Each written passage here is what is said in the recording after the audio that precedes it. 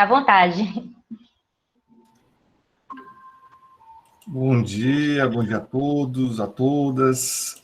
É um prazer estar aqui com vocês. E é muito desafiador, né? O tema é muito desafiador porque é difícil não falar coisas óbvias e é difícil não repetir as informações que estão aí no mundo, né? Então, o que eu proponho é fazer um recorte disso rápido, né? Porque nosso tempo também não é muito longo. Eu acho que até umas 2h30 eu consigo aí dar conta do começo dessa história. Mas, então eu pensei em fazer um sumário, assim, rapidinho do que pretendo falar. E aí eu vou tentando dar um pouco mais de profundidade em cada ponto desse, para a gente depois abrir um bate-papo, para a gente poder conversar, certo? Então, bom, para falar sobre o processo de luto no atual contexto da pandemia, evidentemente a gente precisa falar primeiro do processo de luto,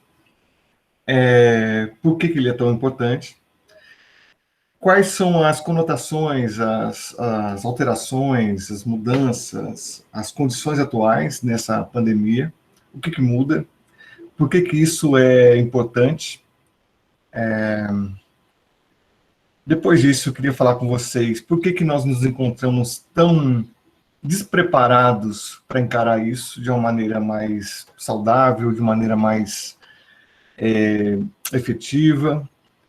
E depois, finalmente, eu proponho uma ginástica emocional, uma ginástica pessoal, práticas para tentar melhorar nosso atual estado de despreparo para a atual situação. E eu acho que nada mais, assim, pensei tem várias citações tão fantásticas sobre o luto, sobre a morte, sobre a vida, né? Porque a gente acaba, ao falar sobre o luto, sobre a morte, a gente fala sobre a vida. Porque de tudo que a gente vai falar sobre esse tema, é importante lembrar que a gente está falando sobre os vivos, sobre aqueles que permanecem. Assim os rituais de despedida, né? Eles são organizados para aqueles que permanecem. É lógico que tem uma parcela disso que é voltada para a pessoa que se foi, mas o ritual ele é importante para as pessoas que permanecem, que estão presentes, que estão vivas, que continuam vivas. Então, eu retomei essa frase do Exupéry, que é: o essencial é invisível aos olhos. Eu acho que o tema se torna tão fundamental do luto, da morte, porque o essencial é invisível aos olhos. O que nos pega, o que nos acomete nesse processo de luto é invisível, assim como o Covid é invisível aos olhos, ao olho nu, e é tão fundamental nos dias de hoje, né? Como a gente pode processar esse luto, essa perda, diz respeito a um processo invisível que todos nós podemos ter acesso, podemos exercitar também, para se tornar um pouco menos terrível. Então vamos lá. Então vou começar então falando rapidamente sobre o luto, que para falar sobre o luto a gente precisa falar sobre o apego. Por que dói? Porque a gente está apegado a alguma coisa que pode ser, sempre lembrando que o luto pode ser relativo a uma pessoa, pode ser relativo a um lugar, pode ser relativo a uma coisa, um objeto. Vários autores vão falar sobre processos de apego, e também há processos de investimento de energia. É disso que se trata, né? A gente investe energia, a gente investe emoções, a gente projeta essas emoções nas pessoas, nos lugares, nas coisas, e também a gente introjeta pessoas, lugares e coisas. Então nós mantemos uma relação de duplo vínculo, né? A gente, imagina vocês aí com amigos, com pessoas, com colegas, com Amigos, pessoas é bom, né? Como se os amigos fossem pessoas, né? Com as pessoas, com os lugares, com as coisas. Então, a gente incorpora isso e a gente também projeta nossas emoções neles. E por que é tão fundamental? Além disso, que quero falar um pouquinho mais sobre esse ponto, é fundamental porque é uma questão de vida ou morte. Assim como os animais, nós nascemos, necessitamos ainda mais do que os outros animais, outros mamíferos, vocês sabem muito bem disso. Nós necessitamos uma questão de vida ou morte, que alguém cuide da gente. E para isso a gente se agarra, a gente estabelece esse comportamento de apego. Então, o apego, ele é fundamental. É fundamental que um adulto bem adaptado, um adulto de uma comunidade que nós nascemos, cuide de nós. Então, o comportamento relativo a esse do apego é o cuidado, que a gente depois consegue passar isso, transmitir isso para outras relações da nossa vida. A gente faz depois isso, relações de cuidado com outros adultos. Ao longo da vida, a gente vai fazendo esses treinamentos de cuidado com outros seres, inclusive, com animais, com objetos, com coisas e com pessoas. Então, essa relação de cuidado e de apego, ela é casada e ela é fundamental, como eu repito, uma questão de vida ou morte. Então, quando a gente está lidando com processo de luto, a gente está mexendo com laços muito fortes, fundamentais, vitais para a vida de qualquer pessoa. Então, não é nada simples. Então, é um processo que ele é muito delicado, sensível e complexo. Então, e aí tem um autor chamado John Bowlby, eu tenho um livrinho dele aqui, tem uma sequência de livros que está lá atrás, mas eu estou com ele aqui mais à frente, o da perda. Mas ele fala sobre o apego, a separação e a perda. Então, o que seria o apego? O apego é uma necessidade de contato e acesso a uma pessoa em particular do grupo que a gente nasce. Geralmente é a mãe, ou como Freud chama, dessa função materna.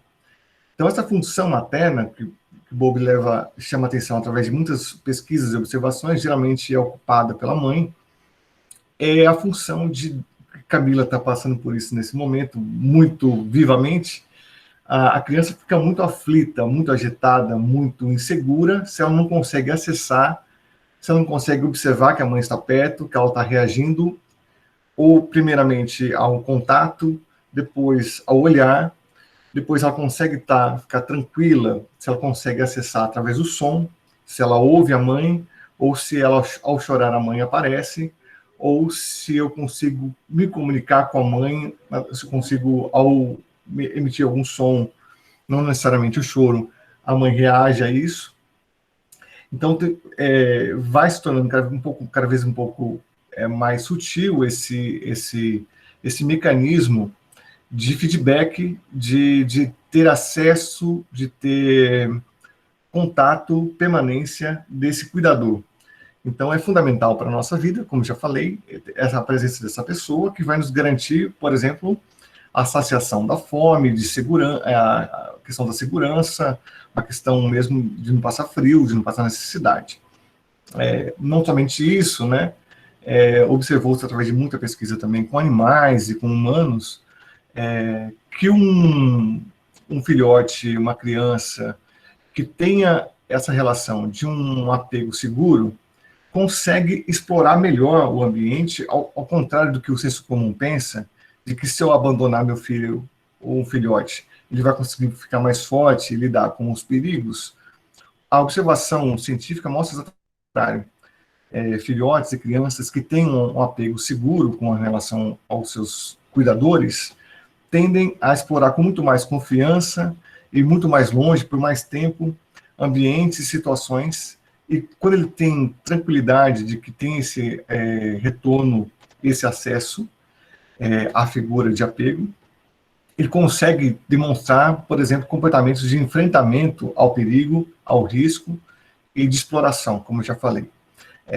Então, muito ao contrário do que o senso comum pensa, o apego seguro da criança que chora quando a mãe vai embora e corre até a mãe ou o pai quando essa figura aparece, é uma demonstração de saúde emocional. O contrário disso pode levar, por exemplo, a criança a se desinteressar um caso mais grave, né? De apresentar primeiro um apego ansioso, de não conseguir estabelecer um contato duradouro com a figura de apego, ou de repelir essa figura, ou de reclamar com essa figura, de ignorar essa pessoa em detrimento de outras. Demonstração de raiva, por exemplo, de toda a raiva que essa pessoa, essa criança passou por não ter conseguido ter acesso, permanência e cuidado ao longo de um longo período. E longos períodos, às vezes, algumas pesquisas são feitas com crianças que passaram 15 dias ou mais com falta de contato com essa figura central de apego, né? E pode chegar a um ponto de desinteresse, se a criança não é minimamente saciada com relação a esse contato, de desinteresse à figura humana. Ela passa a demonstrar um desinteresse à presença do pai e da mãe e se interessar por objetos materiais. Então ela fica de olho, ela fica atenta ao brinquedo, ao fantoche, ao bonequinho, e não tem mais muita... que algumas pessoas começam a achar isso como algo interessante, sinal de maturidade, mas muito pelo contrário, a criança perde uma capacidade de se relacionar com figuras humanas. Não, são casos assim, absolutamente graves, né?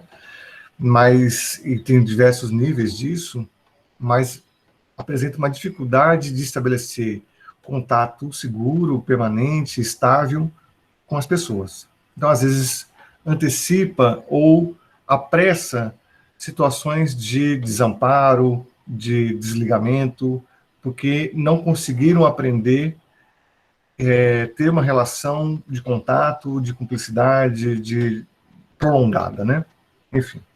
Bom, então o que o Bowlby vai mostrar através de pesquisas que observam situações como essa de grande ansiedade, de separações com os pais, por exemplo, de intervalos pequenos, intervalos longos. Foram muitas pesquisas, não somente dele, mas ele acaba fazendo um compêndio de várias pesquisas relativas a isso, e começa a observar que esses padrões de comportamento com relação às figuras de apego vão sendo repetidos ao longo da vida.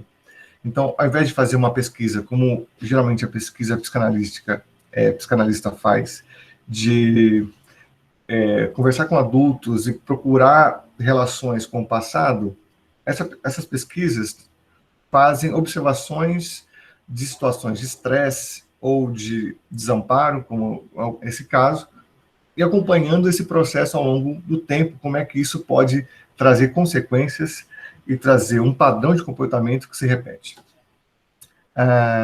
Bom, então se observa, como eu chegou a observar também, padrões semelhantes na separação como na perda, relativas, primeiro, à busca de retomada desse contato, como pode ser o choro, a revolta, que isso se apresenta também no processo de luto, né? Bom, aí tem várias nuances e várias condições que podem ser assim, por exemplo, como posso dizer, estressores que podem ser problematizadores para essa relação de separação e perda. Por exemplo, uma criança que é colocada numa creche, um ambiente hostil, diferente, hostil assim no sentido, pode ser hostil ou pode ser diferente em relação ao que ela está acostumada. Tem separações, por exemplo, que acontecem que a criança permanece no mesmo local onde ela está acostumada a ficar com a mãe e com o pai. Então é muito diferente dela ser colocada num ambiente onde ela não teve acesso ainda, ela não está acostumada, ou não houve nenhum tipo de transição, que os pais estiveram junto com ela lá naquele ambiente, passaram um tempo de transição. Às vezes tem um objeto de transição, então objetos que a criança já está acostumada a ter um contato, um travesseirinho, uma fronha, um brinquedo, que ela pode levar a isso, E às vezes tem a presença de um irmão mais velho, a presença de um outro irmão, um irmão mais novo. Então, a presença de figuras que ela já está acostumada, mesmo com a separação dos pais e mães, são variáveis fundamentais, importantes, na demonstração de diferentes comportamentos, né? É lógico que existem casos muito mais graves, como no caso da orfandade, onde a criança não tem mais acesso nem aos pais, nem a nenhum tipo de irmão, vai para uma instituição com muitas outras crianças, onde não tem nenhum vínculo especial com nenhum outro adulto que é cuidador daquela criança. Então, situações muito mais complicadas. Então, são complicadores de um processo que em si já é muito difícil. Então, o processo do luto ele estabelece alguns pontos principais, algumas etapas, que é quando se estabelece que não há como retomar o contato com aquela pessoa. A gente está falando muito na relação do pai e mãe, mas vocês entendem que essa relação é o padrão principal de estabelecimento de outros vínculos que isso que é fundamental na teoria dele, é que esses padrões, esse modo que a gente se relaciona com as pessoas, também se repetem com outras pessoas, figuras, contextos, lugares, quando a criança vai se desenvolvendo e chega na fase de adulto. Até chegar ao ponto, por exemplo, que você passa para o outro papel, né? Assume o papel de cuidador de uma criança. Quando do acontecimento de um luto, por exemplo, existe esse comportamento, primeiro, que ele chama de entorpecimento. Então, a dificuldade de compreender que isso realmente está acontecendo, não entende muito bem, passa um período que pode demorar horas ou pode demorar dias, que a pessoa fica entorpecida, não consegue compreender, realizar, entender que isso realmente está acontecendo, e pode ser sempre interrompido por outras fases. Não são fases assim estanques, né? Ainda mais sendo ele subjetivo, pode ser interrompidos, por exemplo, colocados aí vários eventos de raiva, de revolta, e a raiva sempre aparece, vários autores vão falar disso, como um elemento, como um comportamento, pode dizer assim, esperado, adequado, porque e isso ele pode ser voltado a várias figuras diferentes. Pode se voltar, por exemplo, a figura do médico que está cuidando, que tentou cuidar, ou não, que passou o último momento com a pessoa querida.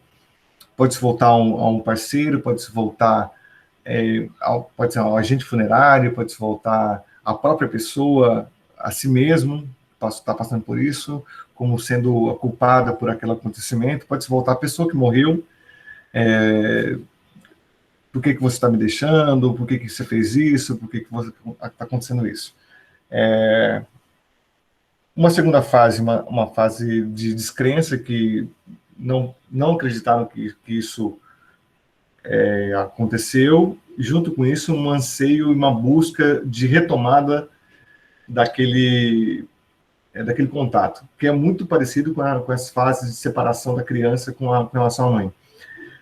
A busca de retomar o contato. Então, isso pode chegar através de sonho, assim, sonhar com a pessoa, olhar. Por exemplo, eu já passei por isso, de olhar uma pessoa e achar que está encontrando aquela pessoa que morreu. Mas quando você olha de novo, você vê que a pessoa não é aquela pessoa, é uma outra pessoa. Mas você busca, mesmo que inconscientemente, retomar o contato com a pessoa que foi embora. Como eu falei, isso pode ser através de sonho, através de procurar a pessoa, procurar objetos, enfim. Uma terceira fase, uma fase já onde, passado esse tempo de torpor, de entorpecimento e de busca, onde você consegue entender que realmente isso aconteceu. E isso é um ponto fundamental, que os velórios, os ritos fúnebres que estava acostumado, era muito importante para que isso se realizasse. Vou de novo voltar a um caso pessoal, esse caso que eu estava falando, que eu busquei várias vezes essa pessoa, meu entorpecimento e a descrença foi até o velório, onde lá no meio do velório já ainda não estava tendo essa compreensão, também porque o caixão estava lacrado. Então, assim, existem alguns complicadores desse processo. Um deles são mortes traumáticas ou mortes muito repentinas, e as traumáticas quando o caixão é lacrado, por exemplo, ou no caso da Covid, onde você não tem acesso ao caixão, e você não tem, muitas vezes, você não tem acesso ao convívio com os outros familiares, com os outros amigos. Então, no meu caso, estava contando, estar ali naquele ambiente, mesmo assim, foi difícil para mim, compreender, aceitar e compreender. Não estava revoltado, mas eu estava, assim, ainda num momento assim, de descrença, de entorpecimento. E, de repente, no meio da toda aquela cerimônia, eu olhei para o meu avô, que não era avô também do meu primo, que tinha falecido. Ele olhou para mim, e o olhar do meu avô fez eu entender. Então, de novo, né? O essencial é invisível aos olhos, assim. Então, não é nada palpável, né? Assim, então, não tive o contato visual com o caixão, assim, tive o contato visual com o caixão, mas o caixão estava lacrado. Não vi meu primo ali. Mas olhar para o meu avô e o olhar do meu avô me fez entender que aquilo realmente aconteceu.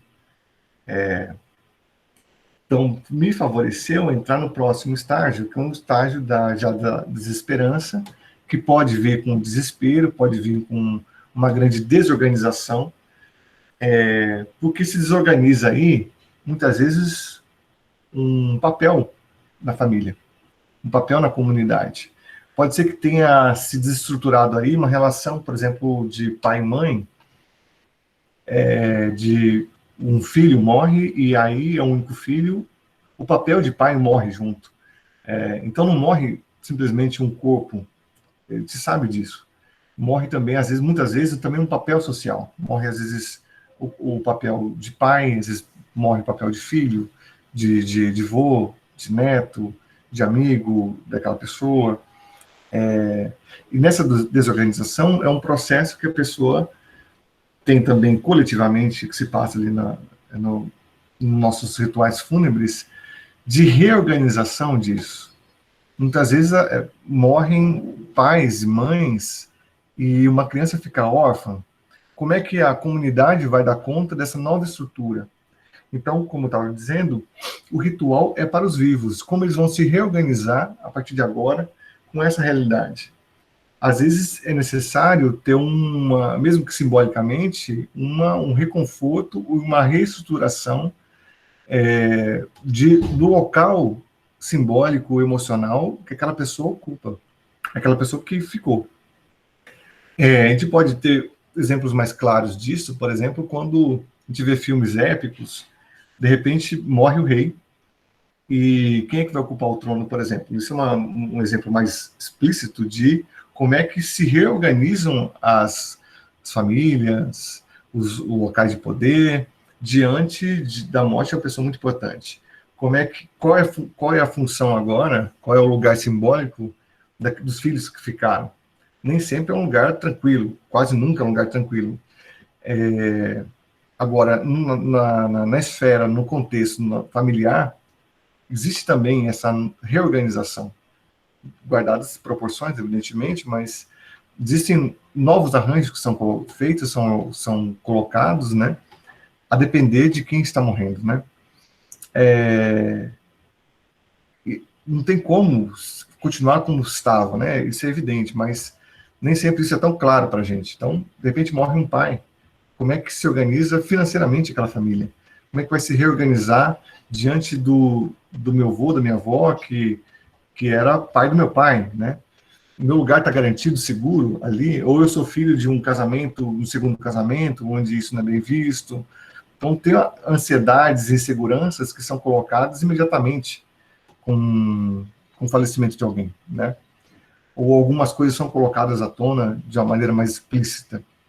Então, tem uma fase aí muito importante de desorganização e, na sequência dela, uma reorganização, que pode demorar anos. Então, não existe assim uma receita de bolo, né? Mas essa própria ritual fúnebre, ele favorece que as pessoas saibam mais ou menos como se comportar. Então, o que se torna mais complicado nessa situação que a gente está vivendo, né? Então, a gente sabe que roupa a gente deve usar, a gente sabe qual o comportamento que se deve ter naquele ambiente, a gente sabe qual o tempo das coisas. Então, por exemplo, quem é cristão, católico, sabe que tem a missa do sétimo dia, depois tem a missa tantos dias, depois tem... Então, tem os ritos vão marcando, mais ou menos, comportamentos, um espaço de expressão do pesar, da raiva. Agora, numa situação como essa que a gente está vivendo, qual o espaço que eu tenho para isso? Aí tem algumas organizações, por exemplo, tem um espaço virtual de algumas organizações que fazem rituais virtuais, né? Onde você tem um espaço ali, tem gente que faz isso através de páginas no Facebook, no Instagram, ou em sites, que você tem um espaço para falar sobre os seus sentimentos, para poder ler o relato de outras pessoas, que ajudam a compreender, primeiro, que a pessoa não está ali sozinha, que a dor dela é compartilhada, e ajudam muito a dar um sentido coletivo ao que aconteceu. Por exemplo, também, um outro exemplo que eu passei faz pouco tempo, morando longe, um parente meu morreu, eu não pude estar presente, então o espaço de um grupo de WhatsApp familiar pode ser um suporte para que você, primeiro, compreenda que isso realmente aconteceu, que é fato, aconteceu, e de como você pode, um espaço ali, mesmo que virtual, expressar, simbolizar o que aconteceu. Bom, então existem, como eu falei, a gente pode falar um pouco mais, deixar alguns links para vocês. Existem alguns grupos que fazem esse tipo de trabalho, por exemplo, um grupo de jornalistas que tem escrito sobre pessoas que passaram por esse falecimento durante a pandemia. Eu estou falando aqui muito abertamente sobre pandemia e processo da passagem do luto.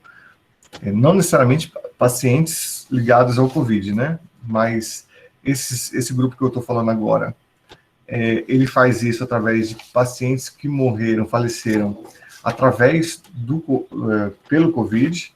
Então, eles colocam lá em ordem alfabética vários nomes e um relato da família, eles elaboram isso e fazem pelo menos um texto de alguns parágrafos, pequenininho, mas fala um pouquinho sobre a vida de cada uma daquelas pessoas, que é um modo também de fazer esse processo simbólico e dar um desfecho, né? Existe outro site que faz, como eu falei para vocês, o velório virtual. É um espaço que as pessoas podem, até filmam um caixão, e as pessoas podem falar alguma coisa, podem fazer depoimentos, enfim. Isso fica gravado, é curioso isso, né? Assim, geralmente os velórios são cerimônias que a gente não grava, que a gente não filma, e aí dessa empresa, por exemplo, permite que você grave, você pode acessar novamente. Bom, falando disso, como eu falei, tem que ser rápido, né? Assim, o processo de luto é o contexto da pandemia, que a gente não tem espaço para esse ritual de despedida coletivo. Então, a coletividade nos traz um contorno, né? Nos ajuda mesmo que coletivamente, a processar isso, né? A receber um abraço, a ouvir o que a pessoa foi para outra, isso nos ajuda a fazer uma elaboração do que aconteceu. Então, para Freud, por exemplo, a gente, como eu falei, a gente projeta muitas emoções nas pessoas, lugares, nas coisas, e quando a pessoa morre, aquelas emoções estão ligadas àquelas pessoas, né? Então ele fala assim, há um desinvestimento emocional daquelas pessoas, como se estivesse reconectando a si mesmo e trabalhando com essas figuras que foram projetadas em nós, e muitas vezes retomando esses investimentos para fazer em outras pessoas depois, né? Em outros lugares, em outras circunstâncias, reelaborando isso para poder continuar. Não é um desinvestimento em si mesmo, que ele faz uma diferença importante aí sobre a melancolia, que é o texto dele, Luta e Melancolia. É um desinvestimento no mundo, parece que o mundo não tem mais sentido, a vida não tem mais importância. Então é um processo silencioso, lógico, pode ter, como eu já falei, explosões de raiva e tudo mais, mas é um processo interno, muitas vezes silencioso, que requer um trabalho sobre si mesmo. Então é disso que eu quero falar agora,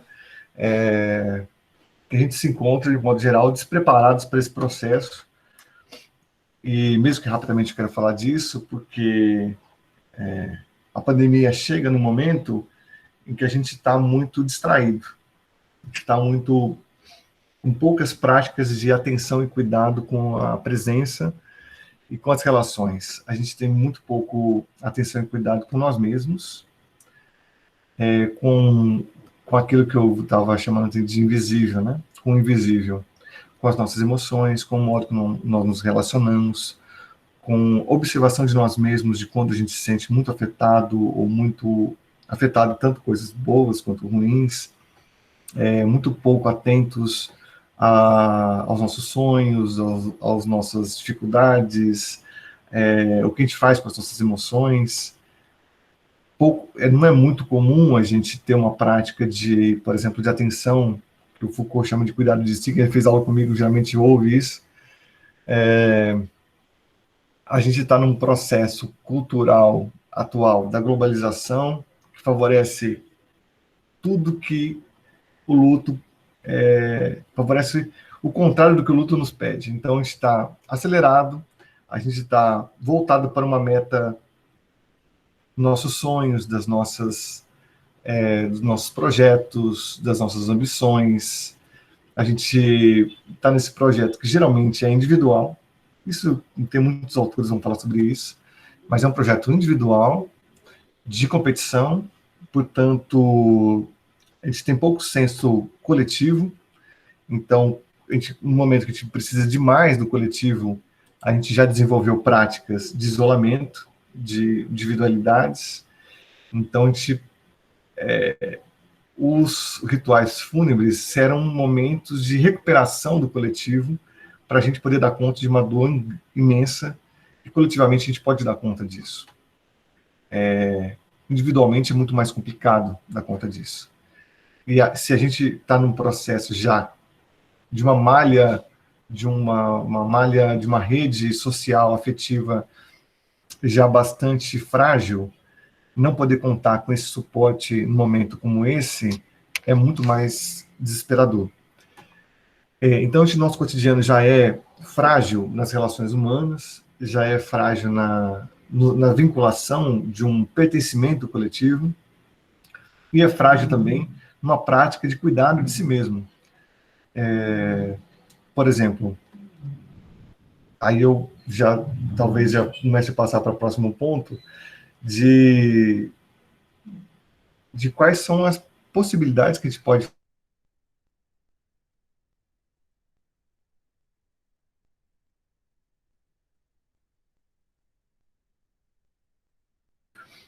de modo geral. Então, só para finalizar, junto com essa competição, com essa individualidade, com a fragilidade das relações humanas, que tem vários autores que vão falar sobre isso, nas relações de trabalho, nas relações de amizade, nós estamos quase autômatos, embrenhados aí em dispositivos eletrônicos, em redes sociais que estão programadas de uma maneira que promove o vício, e é o vício de entretenimento. Nós somos pessoas com dificuldades de estar em silêncio, estar em contato com nossos sentimentos, porque a gente está o tempo todo entretido com alguma coisa, com um vídeo, com uma piada, com uma notícia.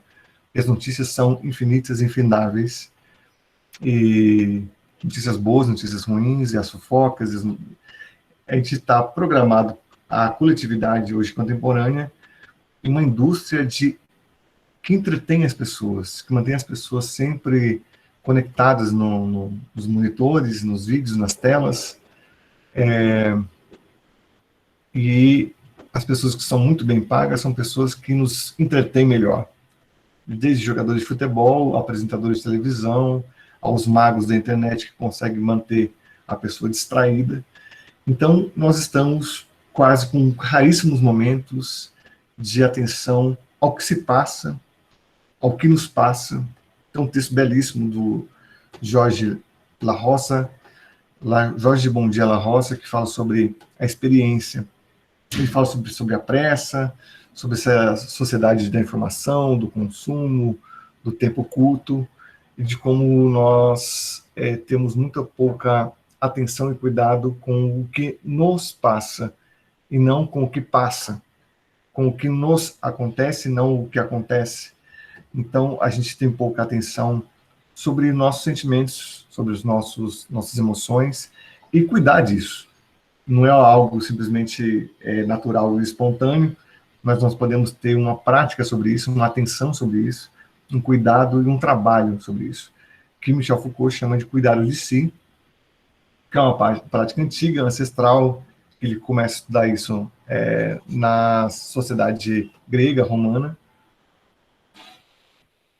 e mostra como isso foi absolutamente desqualificado, especialmente pelo momento cartesiano, científico, que separa o que é válido e o que não é válido, o que é supérfluo e o que é essencial, né? O que é corpo, o que é emoção. Então, essas práticas de si foram consideradas práticas espirituais e, portanto, alheias ao método científico. Então, nós que somos herdeiros de uma sociedade também e de uma comunidade nossa, acadêmica, científica, que olha com muito descrédito, muita desconfiança de qualquer prática que seja, como diz Foucault, espiritual. Por que espiritual? Porque cuida de nós mesmos, do nosso espírito, da nossa alma, que cuide do nosso contentamento, que cuide de nossas aflições. Então, qualquer pensamento, conversa que nos ligue a isso. Então, é muito fácil a gente desqualificar qualquer pessoa que fale de outra coisa que não seja os números, os dados, as informações concretas, né? E voltando à frase que o essencial é invisível aos olhos, né? Então, o que não é palpável, medido, essa nossa comunidade científica, no modo geral, nós tendemos a rebaixar. Inclusive, na própria psicologia, os cientistas se sentem mais seguros e respeitados, né? São aqueles das práticas quantitativas, né? Eu me incluo nas práticas qualitativas.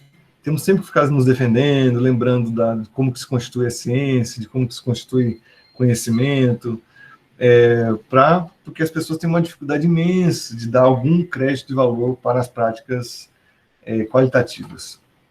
E é isso que eu acho que pode nos ajudar nesses processos. Então, é isso que eu estou chamando aqui de uma ginástica emocional. Ginástica porque isso é uma prática. É uma prática. Então, quando a gente pratica lá atividade física, a gente passa no outro dia, 2, 3 dias, depois de muito tempo sedentário, a gente sente ai meu Deus, aquele movimento, não estava treinando aquele movimento. Então, mesmo que você está praticando isso, você vai praticar outro esporte, você sente os músculos relativos a esse esporte. Você vai fazer uma yoga, você sente um outro tipo de complexo de músculos que você não estava praticando, né? Então, a prática também, algumas coisas que eu vou propor aqui, assim, como ideias, né? Elas vão praticar, exercitar algumas habilidades que a gente pode desenvolver na nossa vida, né? E aí eu vou trazer algumas ajudas de outras áreas também para isso. Vou continuando aqui, né, no âmbito científico da psicologia, da pesquisa. Na verdade, é um sociólogo, chama Le Breton, que ele fala sobre práticas de formas concretas de resistência diante da desumanização do presente. Ele cultiva, por exemplo, ele faz um apelo para a gente cultivar o silêncio e a caminhada. Caminhada porque a gente está geralmente correndo, correndo para as nossas metas, para nossos objetivos, para nossas utilidades. Então, a gente só faz coisas muito úteis. Temos dificuldades em fazer coisas inúteis. Temos, geralmente, que juntar as coisas inúteis a uma justificativa plausível para fazer isso. Então, ele sugere que a gente faça caminhadas, que a gente pratique o silêncio, porque é no silêncio que a gente pode ter acesso, por exemplo, a esses sentimentos ou a essa habilidade de lidar com dores, dores emocionais. E a gente foge dessas dores e foge dessa reflexão com o quê? Com entretenimento, com metas, com objetivos, com corrida. E muitas vezes as pessoas só vão se dar conta disso depois de um longo processo de corrida atrás de objetivos que muitas vezes não são nem deles, né? Às vezes a gente toma como nossos objetivos e sonhos que são de antepassados, nossos familiares, avós, pais, mães.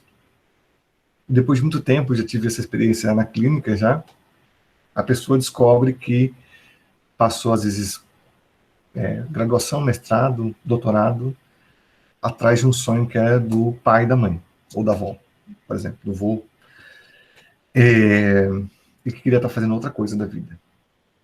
A gente não precisa passar a vida inteira para chegar a esse ponto, né, de reflexão. Às vezes a pessoa nunca chega. Às vezes a pessoa passa a vida inteira sem isso. Porque a gente acha que terapia é para fraco, às vezes a gente, no modo social, né, senso comum, é para louco, uma pessoa que está realmente fracassado que vai fazer isso.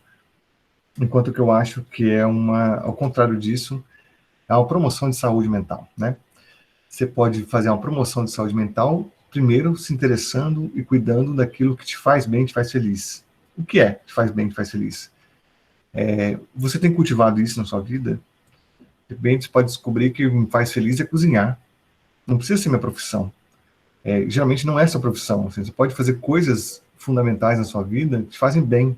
Que seja ter um bichinho de estimação, ter algumas práticas que te fazem feliz, mas muitas vezes a gente não abre espaço nas nossas vidas para essas coisas porque a gente acha que isso é menos importante.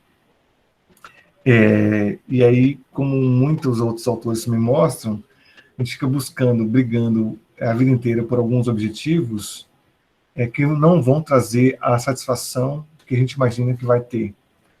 Porque muitas vezes a gente está buscando aceitação, carinho, o olhar, a recompensa afetiva que a gente queria ter na infância, não agora.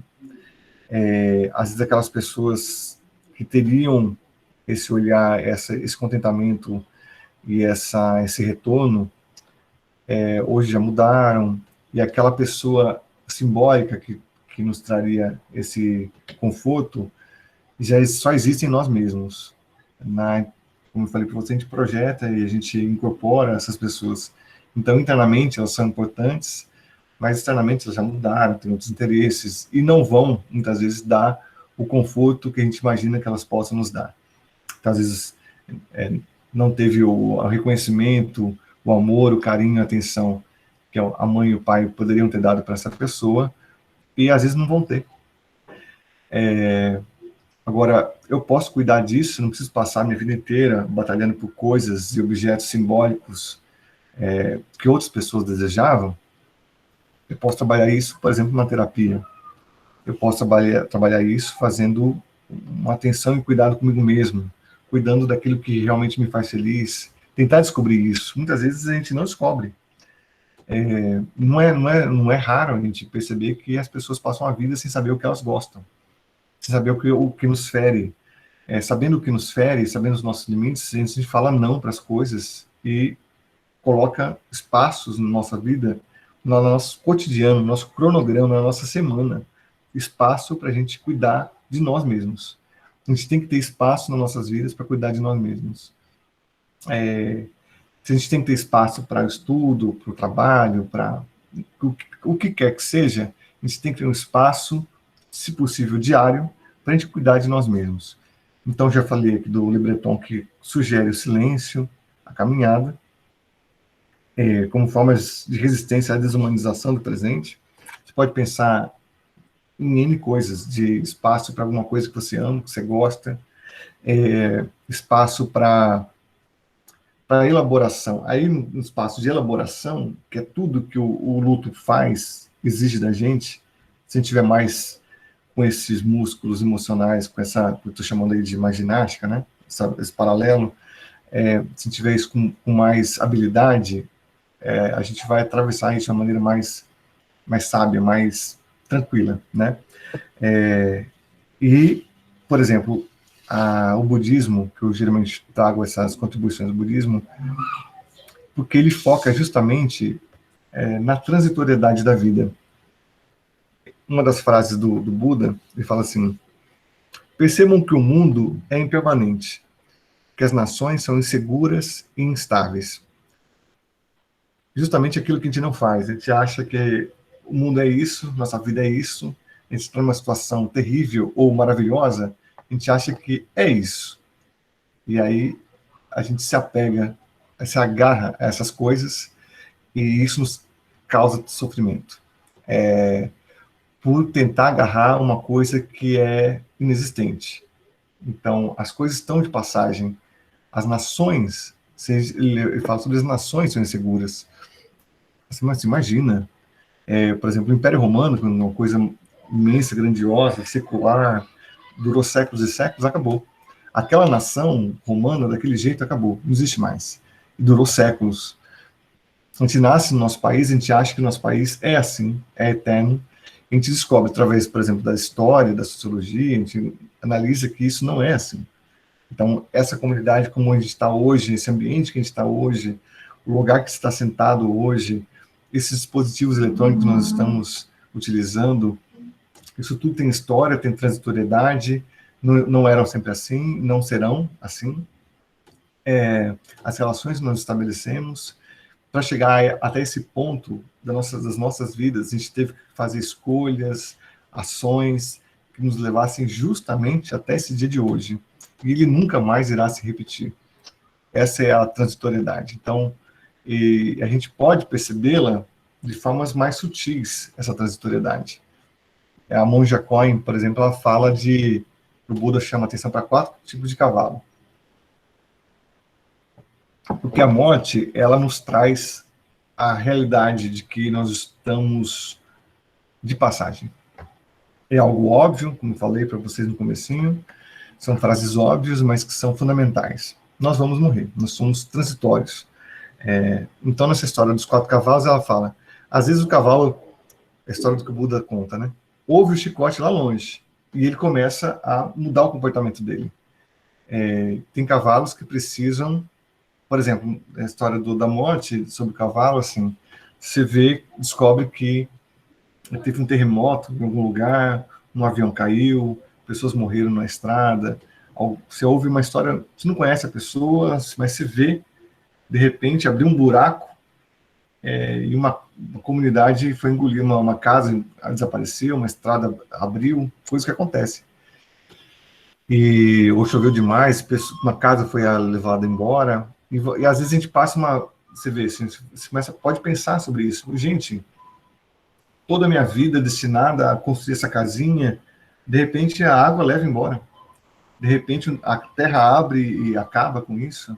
De repente, depois que a pessoa conseguiu comprar a casa, a pessoa morre. Ou então, de repente, o avião cai. Tem pessoas que estavam morando tranquilas lá numa cidade, o avião cai justamente na casa da pessoa. Então, essa coisa trágica, terrível, horrorosa, que é a realidade que sempre foi da humanidade. Coisas terríveis mudam, as coisas mudam.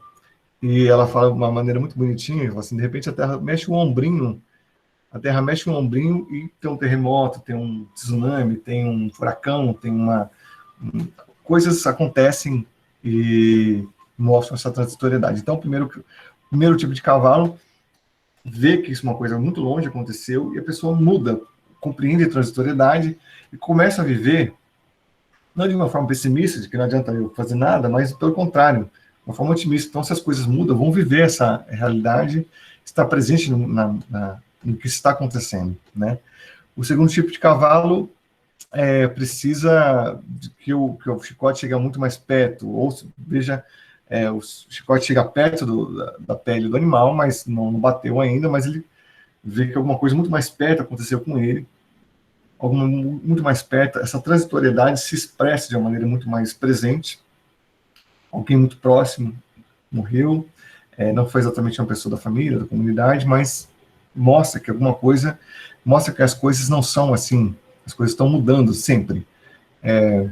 O terceiro tipo de cavalo é quando bate na nossa carne, alguém da família, alguém próximo, morre. E a última coisa é quando alguma coisa acontece com a gente. No seu último cavalo, quando o chicote já machucou demais a gente, já chegou no osso, já chegou na carne, já está em carne viva, e de repente você recebe o diagnóstico de que vai morrer, de que você tem pouco tempo de vida, e aí você, enfim, descobre que é transitório, assim como as coisas, tudo passa, e que você pode dar atenção e cuidado às coisas que estão à sua frente, né? Tem uma outra história muito bonitinha sobre uma mãe que está com um filho morto nos braços e ela está muito desesperada, muito aflita com o filho dela nos braços e ela não sabe o que fazer, ela está horas com aquele filho e alguém fala para ela assim, olha, acho que a única pessoa que pode te ajudar é o Buda. E o Buda estava vivo ainda, o Buda está naquela cidade, se você levar até ele, talvez ele possa te ajudar. Chega até o Buda, a mãe chega com o filho nos braços e fala, por favor, pelo amor de Deus, me ajuda a salvar meu filho. Aí o Buda fala assim, tá certo, então a senhora precisa de 5 sementes de mostarda. Você tem que ir naquela cidade, naquela comunidade ali no centro da cidade, e procure 5 sementes. Todo mundo, né, naquela comunidade tinha sementes como a gente tem hoje, sal, né, açúcar. Busque 5 sementes de mostarda de uma casa, de 5 casas diferentes, e de casas que não tenham conhecido a morte, onde a morte nunca tenha passado. E ela sai procurando nessa cidade e ela não consegue encontrar nenhuma casa. Todas as casas tinham semente de mostarda, mas todas as casas tinham conhecido a morte. Então, quando ela volta até o Buda, ela consegue compreender, naquele momento, qual era a lição que ele estava querendo passar para ela, de que todas as pessoas, a gente fica muito voltado para as nossas próprias dores, quando passa por essa grande dor, e não consegue compreender a transitoriedade, não consegue compreender que essa é uma dor coletiva, que as pessoas passam por ela. Então, essa transitoriedade nos mostra que a realidade hoje que a gente vive, assim para a compreensão budista, a gente é o responsável por como as coisas estão colocadas. A gente construiu o nosso modo de se relacionar com elas e a gente pode oferecer outras soluções para as coisas como elas estão. E a gente construiu esse modo que a gente está vivendo. Às vezes é um pouco difícil de entender isso, mas a gente, como eu estava falando hoje, um pouco antes, né? A gente, para estar nesse momento, a gente fez várias escolhas, não somente escolhas, mas ações concretas que cotidianamente nos levaram até esse momento de hoje. Para a Camila estar aqui presente hoje, na função de professora, já esteve antes na universidade com outra função, para chegar para aquela outra função ela precisou ter feito a graduação dela, ter feito o mestrado dela, está no doutorado. Para todos vocês que estão aqui presentes hoje, vocês tiveram que fazer escolhas, abriram mão de algumas coisas, se dedicaram a isso. E aí, de repente, a gente olha a metáfora que muitas vezes é utilizada no budismo de uma plantação de arroz. Então, cada ação que a gente tem, cada pensamento e ação, a gente planta um grãozinho. Quando a gente olha, a gente vê uma plantação de arroz que se movimenta, e a gente olha aquilo e acha aquilo concreto, e não tem outra possibilidade, né? Assim como algumas situações que a gente olha, não tem outra possibilidade a não ser aquela. Mas se a gente olha isso com o olhar da transitoriedade, do vazio que o budismo traz, a gente percebe que é impermanência, que as coisas estão o tempo todo mudando, que a gente pode olhar isso de uma maneira um pouco mais sábia para isso, de não se apegar demasiadamente sobre os resultados, sobre as aparências, que elas são dependentes umas das outras. Então, se chover molha, então se você fica preocupado com algum fenômeno em si, mas se um outro fenômeno muda, aquilo lá vai se transformar, necessariamente. Então, nossas vidas práticas, de repente, resolvem privatizar as universidades, nossas vidas mudam completamente. Como o caso da pandemia, mostra como as coisas estão absolutamente conectadas umas às outras e que nossas vidas mudam completamente dependendo das circunstâncias. E a gente pode, então, como eu estava dizendo, desenvolver alguma sabedoria para tentar lidar com aquilo que se apresenta para a gente naquela circunstância. Uma outra prática, além dessas todas que eu falei, além da meditação, yoga, terapia, cuidado dos sentimentos e emoções nossos através de coisas que a gente gosta, observação do que nos afeta. Às vezes uma pessoa quer ofender a gente, mas ela pode falar coisas terríveis e a gente não se ofender, né? Agora a gente pode prestar atenção naquilo que nos ofende, ou naquilo que nos envaidece, naquilo que a gente busca e gasta as nossas energias. São todos indicativos das nossas emoções, nossos objetivos, nossos medos. Além, então, de tudo isso, eu proponho também a prática da arte. Não precisa necessariamente fazer um curso. Eu vou dar um exemplo aqui no caso do palhaço, como o Igor estava falando. O palhaço é uma prática sobre si mesmo. Não é você não tem que aprender uma técnica de pintura, de como é que faz, uma técnica de instrumento musical, de quais são as notas, como que às vezes é extremamente próximo da matemática, a música, por exemplo. Mas a prática do palhaço, por exemplo, é uma prática de atenção sobre si mesmo, sobre suas emoções, e de você começar a retirar as máscaras, né? Então, é um espaço, muitas vezes a escrita pode também te dar essa liberdade, a música também pode te dar essa disponibilidade de você elaborar suas emoções de uma maneira simbólica, de uma maneira artística, de uma maneira sensível. Então, a sensibilidade que consegue captar o que realmente nos importa, o que pode nos fazer feliz, é o que eu chamei a atenção para vocês, é que é a base de sustentação de uma realidade como essa. Então, se eu consigo estar mais hábil nessas emoções, nessa prática de si mesmo, eu consigo atravessar situações de uma maneira um pouco mais tranquila, um pouco mais, né? Não quer dizer que a gente não vá também passar por essas mesmas etapas que o Bowie chamou a atenção, mas que você tem um pouco mais de tranquilidade para lidar com isso. A prática do budismo, só terminando, mas a prática do budismo também, eles chamam de desapego. Então, só chamar atenção um pouquinho. Desapego para Bob é outra coisa. Desapego, como eu tinha falado antes. O desapego na prática budista, por exemplo, é você não se apegar aos fenômenos, que eles são transitórios e passageiros. Observar como um céu, que as nuvens passam, mas o céu permanece. O céu é você. Os pensamentos passam, os desejos passam, as situações passam, mas você permanece. E o que é importante para você, né? Quais são os desejos, as vontades, as metas, as distrações que são apenas emprestados, que estão de passagem, e o que a gente quer construir para a gente. Então, diante de tudo isso, tentando retomar tudo,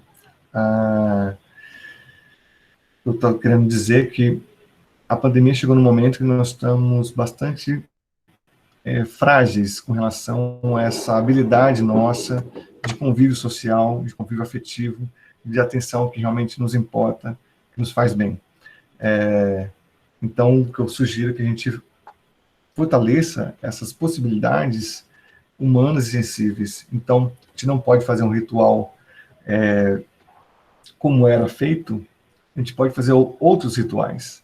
Então, ter essa habilidade empática, sensível, de pensar, de perceber como a gente se sente, como o outro se sente,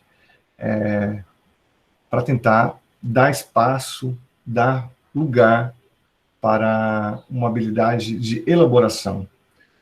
Se uma sociedade que é muito apressada, ela não olha para as coisas que aconteceram, ela está sempre olhando para o que virá. E a gente precisa de um espaço de elaboração para as coisas que passaram. Então, é uma prática que geralmente acontecia com mais facilidade, que hoje a gente precisa de um funeral, de um velório, para a gente parar, olhar, avaliar as relações, avaliar os sentimentos e poder me reorganizar.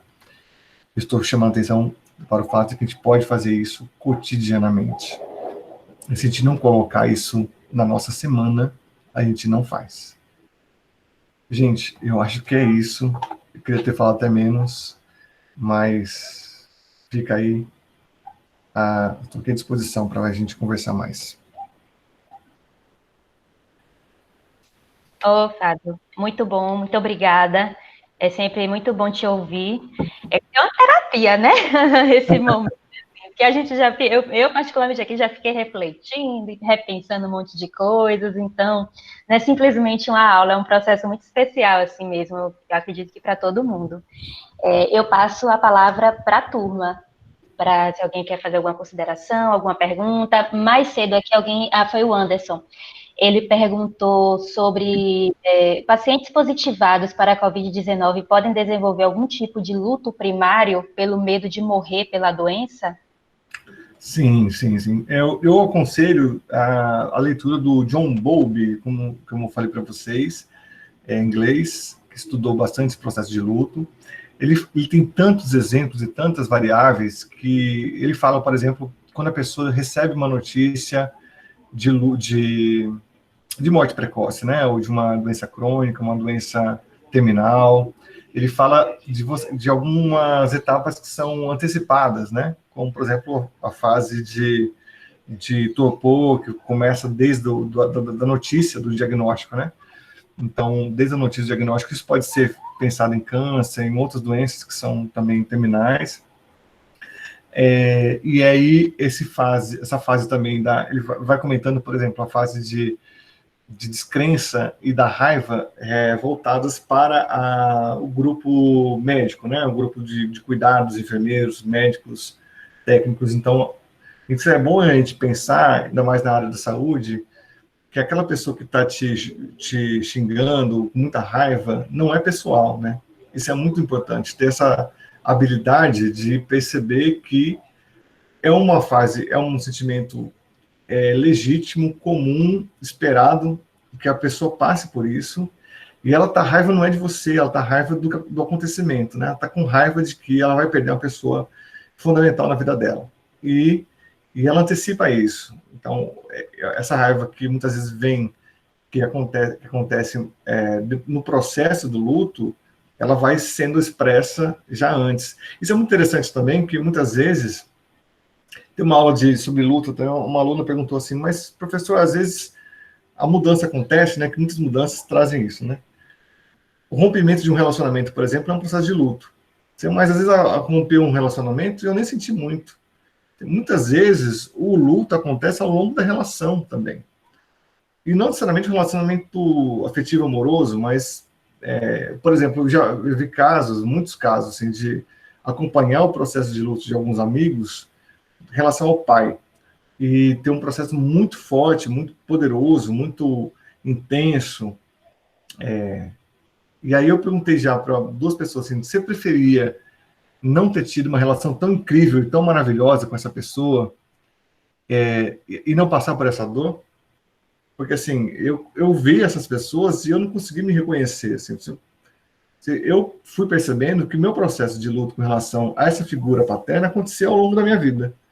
Então, várias vezes eu tive grandes decepções na vida e fui fazendo um desligamento emocional, afetivo com essa figura, que quando às vezes acontece o rompimento, às vezes acontece o fim da relação, acontece a morte, e você já se desligou daquela figura.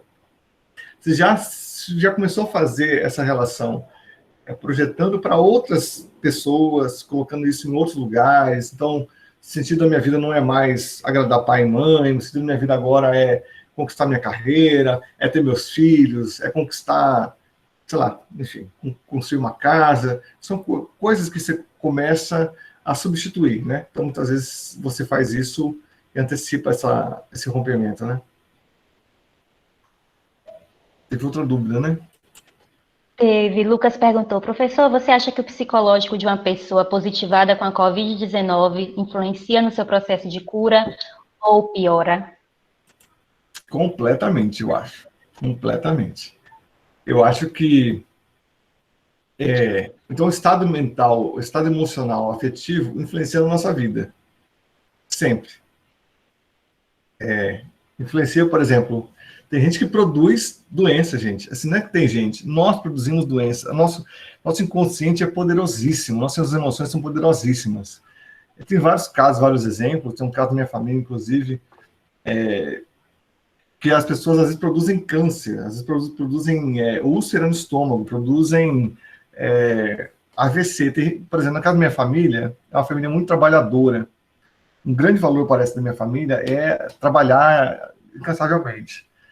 Para minha avó fez 98 anos faz poucos dias, fez 98 anos. Até 5 anos atrás, se você chegasse na casa dela, ela estivesse trabalhando, ela morria de vergonha, com 90 e tantos anos. Para ela, você tem que trabalhar até... E ela trabalhou até ter um AVC, cair dura no chão e quase morrer. E a mesma coisa aconteceu com meu pai, por exemplo. Então, às vezes a pessoa produz estados de vida doentes, tóxicos, e produzem doenças, inclusive físicas. E aí tem toda a área da psicossomática para mostrar resultados, mostrar pesquisas relativas a isso. A psicanálise também relaciona, inclusive, o modo como você se relaciona com o mundo, com as pessoas, aos estágios da evolução, como, por exemplo, o estágio da evolução da libido, né? Como, por exemplo, fase oral, fase anal, fase fálica, com o tipo de doença que a pessoa desenvolve. Tem várias teorias muito interessantes sobre isso. Então, eu acho que, sim, a gente produz saúde e doença, isso é muito claro, e muito claro como você olha para algumas pessoas que estão ativas, úteis. Então, isso é uma grande diferença, né? Você olha uma pessoa que é ativa, que é útil, que é produtiva, produz, trabalha, né? Mas você olha para a pessoa, ela está morta ali. Ela está, assim, já no automático, ela reage, ela responde e-mail, ela trabalha, ela dá conta do trabalho dela, tal. Mas você olha para ela, não tem mais nada ali, né? Não tem mais vida, não tem mais paixão, não tem mais... Quase não tem... Você não consegue observar ali brilho, não consegue observar entusiasmo, você não consegue observar quase mais nada, né? E isso tem impacto na saúde. Isso tem impacto nas condições de vida dela. Inclusive, isso tem impacto desde o fato de que você... Tem gente que entende, por exemplo, que se eu não estou em situação de estresse físico, mental, emocional, eu não adoeço. Não adoeço com doenças, né, que a gente pode dar conta, assim. Que a gente passa, está muito mais, inclusive fisicamente, muito curioso isso. Tem gente que observa, no caso do esporte, ambientes de trabalho que são tóxicos, que são, eles produzem muito mais, como chama? Essas questões musculares, não sei como é que chama, não sei, alguém sabe souber, tem muito mais... Ficou mais tempo se refazendo aí dessas dores, voltando para a musculação, tal, se adaptando novamente, e tem muito mais casos desses num grupo tóxico do que num grupo sadio. Em outros grupos, quase ninguém se adoece, quase ninguém tem problemas físicos, enfim. Não sei se eu respondi, mas, assim, para mim, isso é uma relação quase direta. Acho que sim, né? Larissa comentou que se identifica com esse sentimento e Antônio comenta excelente exposição, falas muito tocantes, reflexões mais que necessárias em nossas práticas. A gente precisaria de um momento desse toda semana, pelo menos. Mas vocês podem fazer isso. Ó, gente, tem muito. Hoje em dia, a gente é muito feliz por algumas coisas, né? Então, hoje em dia, você pode fazer primeiro terapia online. Você pode fazer terapia online, não precisa fazer nem terapia presencial, hoje em dia, né? Você pode ter acesso a conhecimentos incríveis pela internet. Por mais que, como eu falei, tudo aqui na tela está disposto para nos viciar e nos manter sem reféns desses estímulos, né? Mas também a gente pode acessar conhecimentos incríveis. A gente pode comprar livros pela internet, chega aqui, a gente pega, olha, pode ler, a gente pode acessar livros PDF, se não quiser olhar o livro, se não quiser comprar, você pode acessar sites, palestras incríveis, maravilhosas, que estão disponíveis por aí. E vocês podem também conversar com pessoas e se dedicar a práticas como essa. Ou seja, pessoas que reflitam um pouco sobre esses assuntos, né?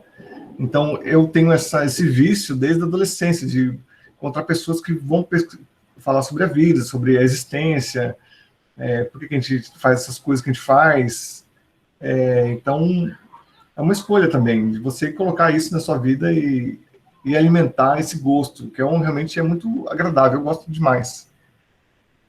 Tanto que fiz psicologia, mas não necessariamente fazer psicologia, né? Não é necessário fazer psicologia, você pode buscar esse conhecimento em vários lugares.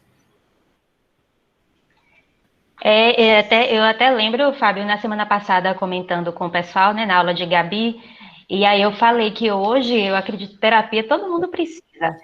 Muita gente ainda tem esse preconceito, achando que é só para pessoa doente, depressiva, com transtorno mental, mas não. Na verdade, hoje eu acho que é fundamental, como você falou assim, é uma promoção à saúde mental, né? Não é só um tratamento, é uma promoção à saúde mental, então deve fazer parte, sim, todo mundo que puder, né, fazer, como você disse, hoje a gente tem tantas alternativas disponíveis, né? A própria universidade tem um projeto de extensão com plantão psicológico, tem vários profissionais do Brasil que, como com esse processo de pandemia, estão fazendo atendimentos online, então tem essas outras alternativas, muitos vídeos no YouTube, muito material acessível, né? De mais fácil acesso hoje, que acaba contribuindo. Então, eu acho que eu incentivo assim todas as pessoas, eu acho que tem que fazer parte mesmo da vida, fazer terapia. Não é só para quem é doente, quem é depressivo, não, é para todo mundo. E também, né, Camila, depois que, imagina, você tá com uma pessoa que tá lá, chega no hospital, e fala assim, tô com câncer de pulmão, tá terrível, aí você fala assim pra pessoa, precisa parar de fumar, né? Começa agora a caminhar. Assim, qual o efeito que você vai ter na vida dessa pessoa? Você vai ter algum efeito? Vai ter algum efeito, né? Mas se a pessoa pratica bons hábitos desde sempre, você imagina que essa situação não vai acontecer, ou vão acontecer outras situações, mas não essa.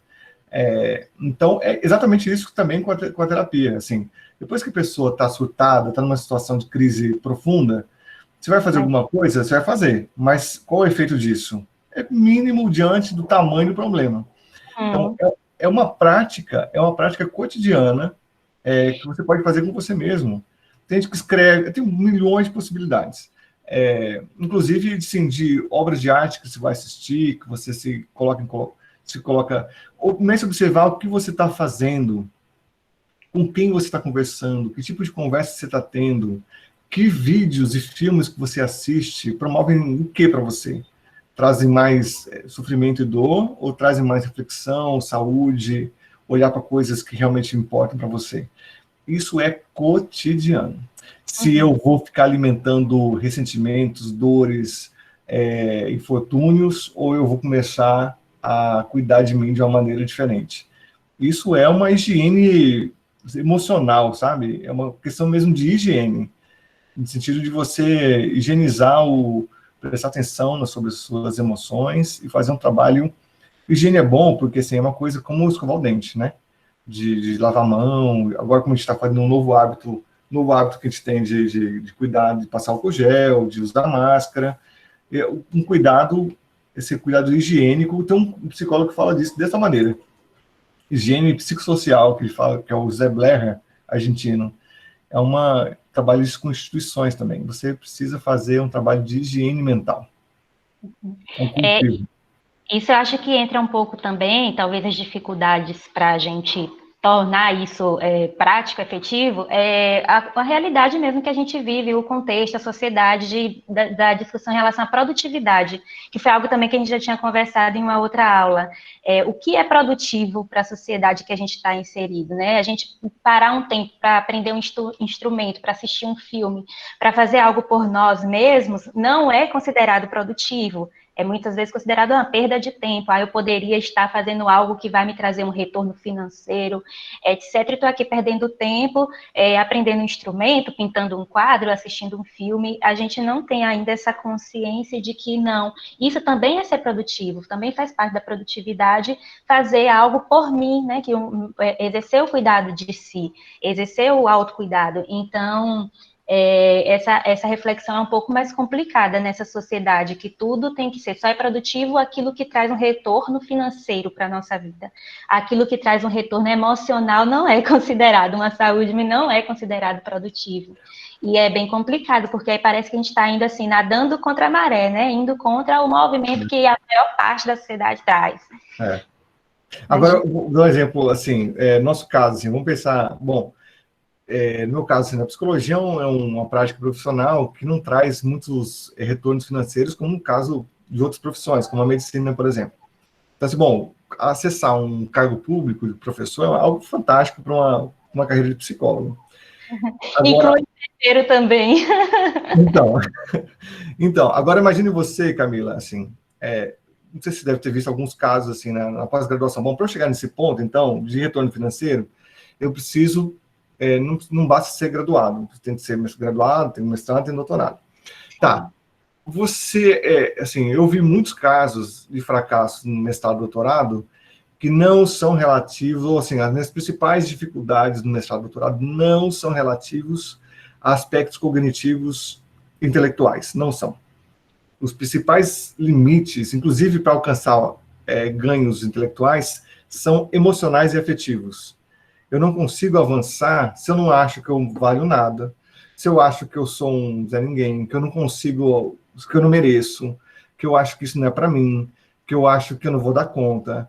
Então, tem milhões de obstáculos inconscientes que derrotam muita gente que consegue acessar o ingresso no mestrado e no doutorado e que não conseguem dar conta desse trabalho infernal, imenso, e é um trabalho também afetivo, é um trabalho solitário, de você desafiando seus próprios demônios cotidianamente, né? De prazo, de pressão, de se eu vou dar conta desse compromisso, se eu não vou dar conta, se eu vou fazer melhor que fulano, se meu pai vai ficar decepcionado, se minha família vai ver que eu sou um derrotado, esses demônios estão aqui, ó, zumbindo no nosso ouvido o tempo inteiro, estão aqui dentro da gente. E se a gente não olha, não cuida disso, a gente fracassa e a gente não consegue chegar nos lugares, por exemplo, que eu estava falando antes, de retorno financeiro. Então, para a gente conseguir avançar, e eu acho, inclusive, uma estratégia econômica, você espalhar para ir aos todos os ventos, que coisa de terapia e de cuidado de si mesmo é uma coisa, uma perfumaria, uma coisa, uma fraqueza emocional. Quanto ao contrário, as pessoas bem-sucedidas são muito resolvidas em si mesmos, né? Existem várias possibilidades de você fazer isso, a terapia é uma delas, a meditação, enfim, mas ela produz efeitos, inclusive econômicos. Eu acho que dá para, a partir disso, também puxar o gancho para uma das primeiras falas suas em relação ao cuidado. Adoro falar sobre o cuidado, porque as pessoas acham que é um termo assim simples, cuidado todo mundo sabe que aí não é, bem complexo, é bem profundo, né? E aí eu corri para pegar meu livrinho, que eu adoro, não sei se você conhece, o Saber Cuidar, de Leonardo Boff. Sim, sim, eu tenho um antigão dele, eu tenho o primeiro volume, o antigo. País, né? E Boff traz justamente assim essa profundidade sobre o cuidado. Nós não temos cuidado, nós somos cuidado, né? Sem o cuidado, o ser humano perde o sentido de ser ser humano. E aí ele tem um trechinho que ele fala que perde o sentido, definha e morre. Então nós precisamos, nós somos o cuidado, mas nós não entendemos essa complexidade, essa profundidade disso tudo. e é uma discussão muito gostosa e muito necessária da gente fazer, assim. Eu sempre tento trazer um pouquinho para os alunos, no componente de relação sujeito profissional de saúde, a gente trabalha um pouquinho também sobre dois capítulos desse livro. Tem alguém tentando entrar. E eu gosto, e é importante a gente entender essa profundidade, né, que envolve. A Lucas falou, esse livro já é sua cara, professora. Eu sou super fã, e eu adoro bofe. Eu tenho um sonho de encontrar bofe, tirar uma fotinha, se tiete mesmo. É incrível, é incrível. Deixa eu ver essa. Tem isso também tem outra uma passagem de outra pessoa budista também que fala assim: a gente tem várias sementinhas dentro da gente, né? O que a gente cuida vai prosperar. O que você cuida? Quais são as sementinhas que você rega, toma cuidado? Então você pode cuidar o tempo todo de ser raivoso, de ser reativo, de ser sempre. Ou você pode cuidar essa atenção consigo mesmo, de ter uma relação. Porque assim, tem várias metáforas também religiosas nisso, né? Tem o que Jesus fala assim, quanto mais você se amar, você vai amar o outro, né? Então, você ama a Deus sobre todas as coisas, é o próximo como a ti mesmo. Então, se você consegue lidar um pouquinho melhor com você mesmo, você extrapola isso com os outros. Se você consegue reconhecer suas dores e seu sofrimento, você saberá ser mais empático com os demais. Você será um profissional completamente diferente dos demais. Por exemplo, no caso da minha esposa, a Maiana, ela sabe o nome de todas as enfermeiras, sabe o nome de todas as técnicas, sabe o nome das pacientes, e isso, assim, isso coloca ela já numa outra relação com as outras médicas, uma outra relação com as enfermeiras, uma outra relação com as técnicas, uma outra relação com os pacientes. É uma outra profissional, é outro profissional. Então, você tem uma outra forma de você relacionar profissionalmente, inclusive, se você sabe cuidar de si mesmo, de ter uma atenção você sabe que você não quer ser ignorado num lugar médico, né? Então, você não vai agir de uma maneira diferente com os demais, né? Então, esse cuidado é fundamental. Perfeito. Eu anotei também um outro ponto aqui que eu achei interessante, puxando também agora para a parte do luto no contexto da Covid, a dificuldade que a gente tem em falar sobre o tema, sobre a morte de uma maneira geral. Né? Eu não sei se é cultural, né, se é coisa do brasileiro, mas assim, a gente tem muita dificuldade de falar sobre a morte, de enfrentar, de lidar com esse processo. A única certeza que a gente tem na vida é que um dia a gente vai morrer, e a gente trata isso como um super tabu. E eu tenho essa impressão de que talvez a nossa cultura acabe fortalecendo essa percepção, porque aparentemente em outros países as pessoas aparentemente, né, lidam com isso de uma maneira talvez mais simples, mais fluida. A gente vê aqueles filmes americanos nos velórios, as pessoas super contidas, não vê ninguém fazendo escândalo e choro, e etc. É muito diferente. Falo, meu Deus, como as pessoas são elegantes nesse processo de enfrentamento do luto, aparentemente, né? Não sei. Mas eu vejo essa dificuldade que a gente tem em lidar com algo que faz parte da vida, do existir, e é inevitável para todos nós, mas que é muitíssimo difícil de enfrentar. E aí, no contexto da Covid, eu vejo essa situação bem mais potencializada pelas questões que você trouxe, né? Da morte, não deixa de ser uma morte traumática, você não consegue se despedir da pessoa como você gostaria. Tem alguns casos que é muito rápido. Eu tive um caso na família, um primo do meu primo faleceu assim em menos de 48 horas. Ele era médico cardiologista, ele começou a se sentir mal, foi para o hospital, e aí de lá já foi para a UTI, e no outro dia de manhã morreu. E a gente não teve, foi um susto, pegou todo mundo de surpresa.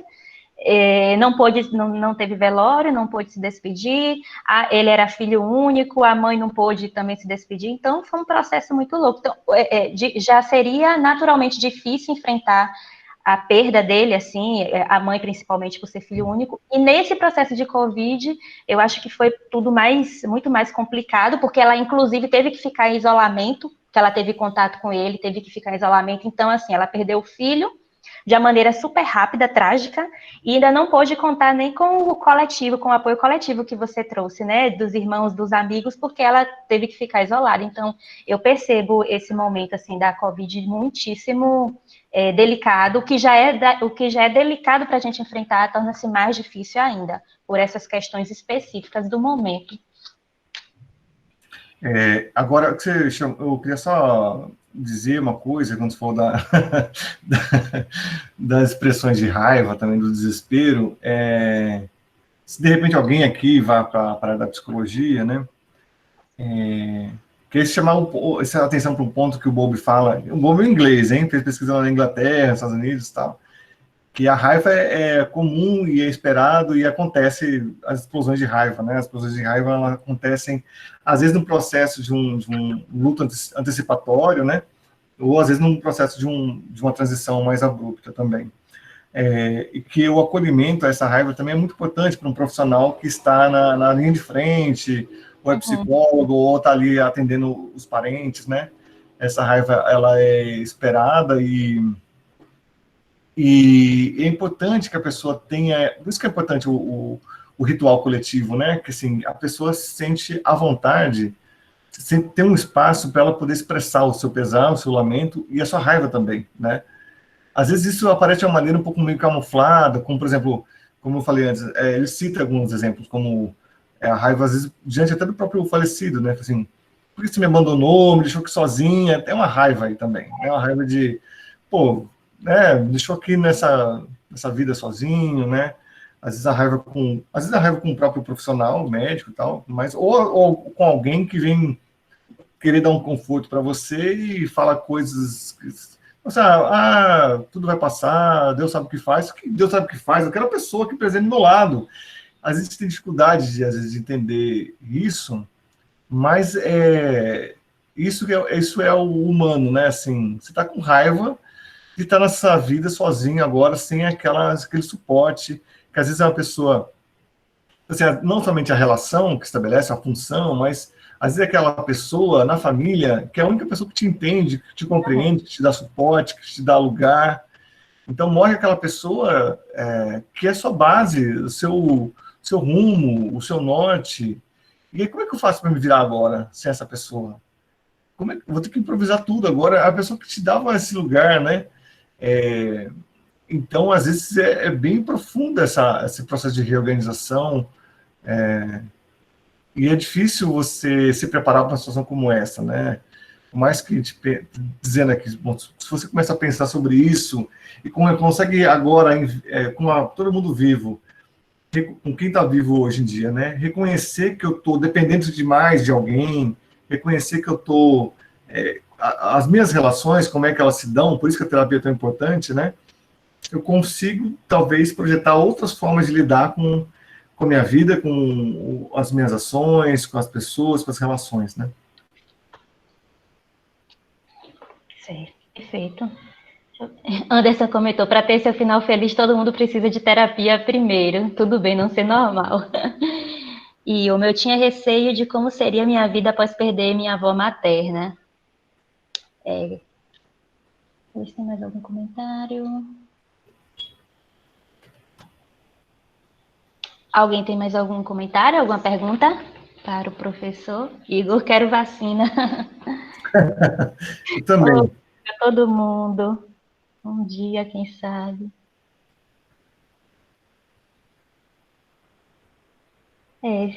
Ninguém mais? Acho que Adriele tinha levantado a mão, parece. Desculpa, Adriele, eu não vi. Pode falar, desculpa. Então, a gente está vivendo um outro momento político além dessa crise já da Covid, que é o desmonte do SUS como um todo, mas principalmente da saúde mental, em relação à saúde mental.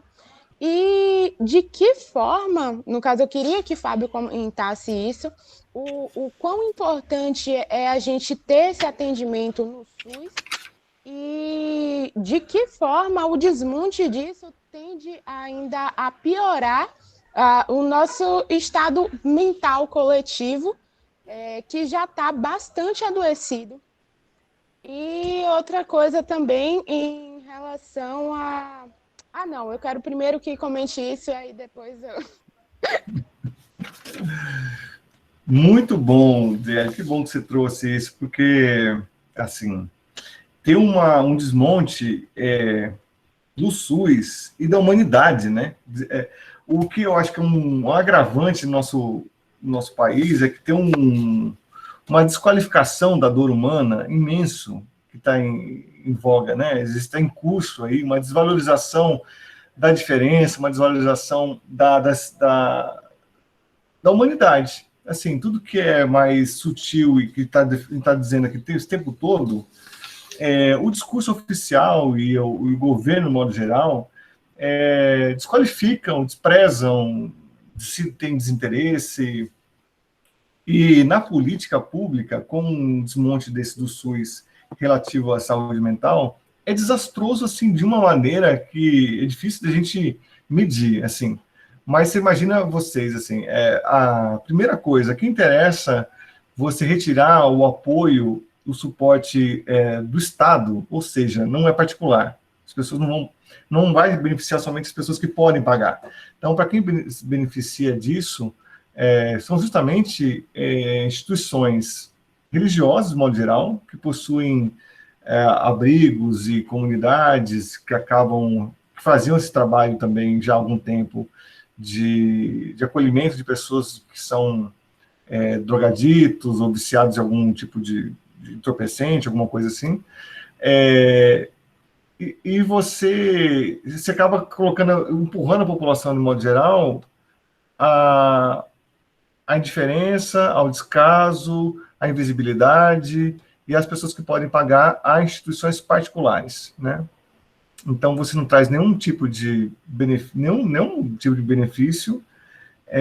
acaba empurrando pessoas também para a marginalidade e não encara... De modo geral, o Brasil tem muita dificuldade com encarar a saúde mental de uma maneira séria, né? De uma maneira digna. Então, essa promoção já de saúde já está bastante comprometida já faz tempo, quando a gente tem ações de desmonte também na cultura e na arte, muito sérios, muito severos. Só de imaginar que a gente não tem mais um Ministério da Cultura já é gravíssimo. O Ministério da Educação passa também por ataques cotidianos, né? Então, a gente vê a cultura, a arte sendo desmanchada, assim, desmanchada oficialmente, desmontada em suas condições materiais de condição.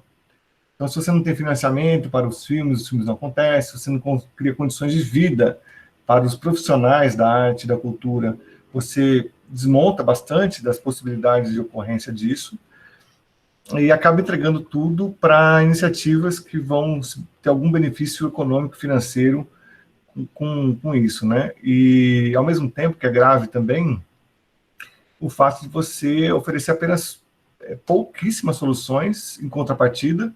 Então, eu desmonto isso e ofereço o quê? O que eu ofereço em troca disso? Nada, né? Ou você vai colocar as pessoas em situações, às vezes, muito desastrosas, né? Práticas, às vezes, que não são verificadas cientificamente, que não tem respaldo para funcionar de uma maneira adequada, legal, sadia, que tenha uma veracidade, assim, de produção de resultados, né? Que você verifique que estão qualificados para agir numa prática, numa situação tão precisa e delicada, né? Então, se não faz, desmonta a promoção da saúde e desmonta a assistência às pessoas que estão nessas condições, que já era pouco. Então, o que a gente precisava fazer é remar durante mais uns 30 anos para a promoção, tanto quanto a promoção, quanto ao cuidado das pessoas que estão numa situação como essa. Existem tantos outros casos que a gente precisa dar conforto, cuidado e atenção às pessoas, e a gente desmonta o pouco que tem. Então, eu acho assim uma tragédia incrível. E teria alguma sugestão de como lidar com essa tragédia? Porque, para mim, assim, é um sofrimento. Cada notícia que chega desse governo parece que o mundo vai acabar, o país vai acabar, que tudo, não, antes desse governo acabar, ele vai acabar com tudo que a gente demorou tantos anos para construir. E além da situação pandêmica já gerar um sofrimento, essa instabilidade como um todo gera um sofrimento muito grande. E se tem alguma sugestão de como a gente possa lidar com isso, no caso, particularmente, como eu posso lidar com esse sofrimento, que é um sofrimento externo, que acaba me gerando um sofrimento interno muito grande de instabilidade, de incerteza e de sofrimento mesmo. Então, Dê, vamos inventar, né? Na verdade é essa, assim, a gente precisa inventar. Eu acho que a força nos coletivos, eu acho que os coletivos podem inventar coletivos, na verdade, assim, inventar coletivos que demonstrem, que mostrem as coisas. Então, eu acho que a gente teve alguns avanços com a invenção de mais coletivos que mostram a realidade das mulheres, que mostram a realidade de negros, de pardos, de indígenas, de quilombolas, tem que mostrar as realidades, dar voz, porque eu acho que a internet traz mais vazios, porque antes a gente estava na mão de poucas emissoras que detinham um canal de comunicação, né? Hoje a gente tem mais possibilidades do que antes de trazer novos discursos, novas narrativas, porque a narrativa está muito, muito amarrada, se a gente colocar o discurso oficial, as grandes emissoras de televisão, de rádio e de jornal, né? Então, hoje em dia, não dá mais para você ignorar a voz e a força da coletividade que se organiza através das redes sociais. Então, a gente pode produzir coletivos, discursos, e compartilhamento dessa dor que a gente passa. A gente tem visto alguns avanços nesse sentido, né? Por exemplo, na área das artes também, isso começa a aparecer. E como eu falei, tem alguns exemplos que têm aparecido, né? Eu acho que as pessoas estão um pouco mais corajosas e tem mais mobilizações, mais iniciativas quanto nesses pontos todos. Eu acho que a tendência é aumentar ainda mais. Eu acho que a tendência é que tenham mais representatividade e mais pessoas se joguem nisso. As tecnologias estão à disposição, as pessoas estão mais sofisticadas em relação ao uso de imagem, de som, de efeitos, e conseguem produzir narrativas muito sofisticadas, que eu acho que com isso a gente começa a construir uma outra coisa, porque assim que as pessoas, o poder age dessa forma, agindo no simbólico e nas narrativas. Não é à toa que as grandes televisões estão na mão de poucas famílias historicamente relacionadas ao poder político, que detêm jornais, as concessões de jornais, televisões, rádios, e eles detêm o poder da narrativa. Como é que os fatos são narrados na televisão, nos jornais, né? Então, são poucas pessoas que definem como que as pessoas olham o mundo.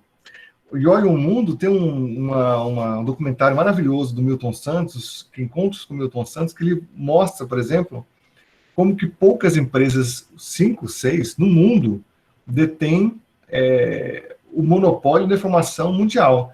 Então, as mesmas fotografias são mostradas no mundo inteiro, as mesmas narrativas do fato são só traduzidas e colocadas. Tem um fato famoso aí dos anos atrás, que fizeram uma notícia, eu acho que foi um governo do PSDB, não lembro quem foi, e aí no final estava assim, podemos mudar se vocês quiserem. Aí isso manda isso para... E aí foi publicado desse jeito. Assim, podemos mudar se vocês quiserem. Então, a informação é passada para jornalistas, para os órgãos de poder, para ver se isso vai... Porque são os financiadores desses canais de comunicação, né?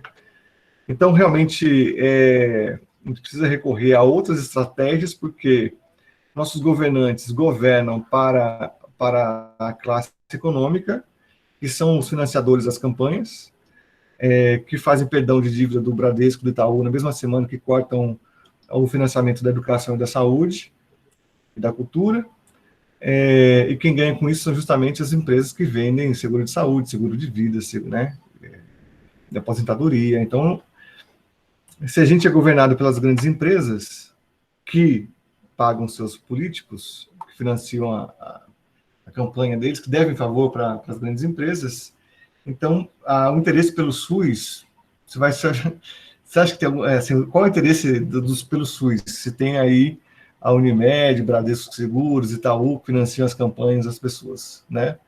Então, a gente realmente precisa contar com outras estratégias, porque Essas estão realmente fadadas ao fracasso. A situação é muito triste que a gente está enfrentando, assim, o desmonte, como você falou, do pouco que a gente tem e que a gente levou tanto tempo para construir. É um retrocesso que causa angústia, que causa ansiedade mesmo, apreensão, muito complicada. Você falando aí, Fábio, já me dá o desespero, a ansiedade, que eu acho que Driele tem sentido. Relembrar isso tudo que a gente está vivendo, enfrentando, é bem assustador. Mas eu acho que também está aumentando, assim, para terminar uma maneira mais otimista, assim, essa lama toda está mostrando para a gente como a lama é ruim. Assim, eu acho que tem mais gente observando que a lama não dá para ficar na lama. Assim. Então, eu acho que a construção de novas possibilidades fica possível diante do horror. Eu acho que o oposto geralmente nos mostra as coisas, sabe? Momento de absoluta miséria nos mostra que é importante ter alguns recursos materiais. Então, ambientes de profunda desonestidade, descuido com as questões sociais, nos mostram a importância de ter cuidado com isso. Então, eu tenho essa esperança de que mais pessoas consigam compreender que assim não dá. Uhum. É a luzinha no fim do túnel, né? Vamos ver. Assim espero. Bom, se não tem mais nenhuma pergunta aqui no chat, se alguém não tiver mais nenhuma consideração, eu acho que a gente pode caminhar para o fim, para as considerações finais. Acho que sim. Eu queria muitíssimo agradecer ao professor Fábio mais uma vez eu não vou falar aula, né? Isso foi, como eu falei, uma terapia, esse momento tão rico, tão precioso para todos nós. Foi muitíssimo bom, muito valioso mesmo. E eu agradeço pela disponibilidade, por esse partilhar aqui de conhecimento, de reflexões tão importantes. Para a turma, eu já coloquei aqui o link da frequência para o pessoal do curso de extensão. Para os alunos já matriculados, vocês deixaram, né, os nomes de vocês, as matrículas, para eu registrar a frequência.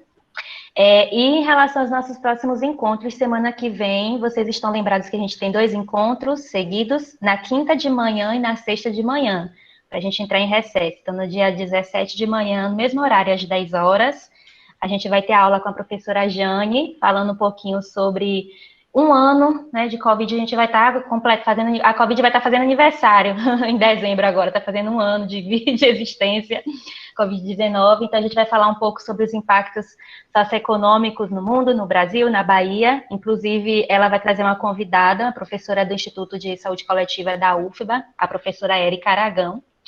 E vai ser um momento bem importante, então estejam presentes quinta de manhã. E aí, na sexta, a gente também vai ter o encontro com a professora Paula, que a gente precisou remarcar. E ela vai falar um pouco sobre as fake news e os impactos das fake news na sociedade nesse momento, né, de pandemia por Covid-19. E aí a gente entra no nosso recesso acadêmico, mas fiquem lembrados que temos esses 2 encontros na semana que vem, tá? Quinta e sexta, a partir das 10 horas, nesse mesmo link. E eu acho que é isso. Se ninguém mais tiver considerações, o pessoal tem agradecendo. Todas as conversas com o Fábio são maravilhosas, são assim, a gente abre a mente, né? Abre para as outras possibilidades, abre a cabeça, ressignifica tanta coisa. É sempre muito bom ouvir Fábio. Isso então, pessoal. Muito obrigada pela presença do professor Fábio. Essa aula eu vou colocar lá no nosso canal do YouTube. Quem quiser depois uma vez, vai estar disponível. Eu vou tentar colocar de hoje para amanhã lá no canal, tá bom? Fábio, um abraço, viu? Boa tarde. Eu que agradeço, muito obrigado. E cuidem-se, cuidem-se. Olha, isso, só uma mensagem final. Mensagem final, rapidinho. A obrigação e a responsabilidade pelo cuidado com a nossa vida é nossa. O nosso cuidado é nossa. Então, cuidem-se, porque somos nós os responsáveis pelas nossas vidas. Nós mesmos, tá certo.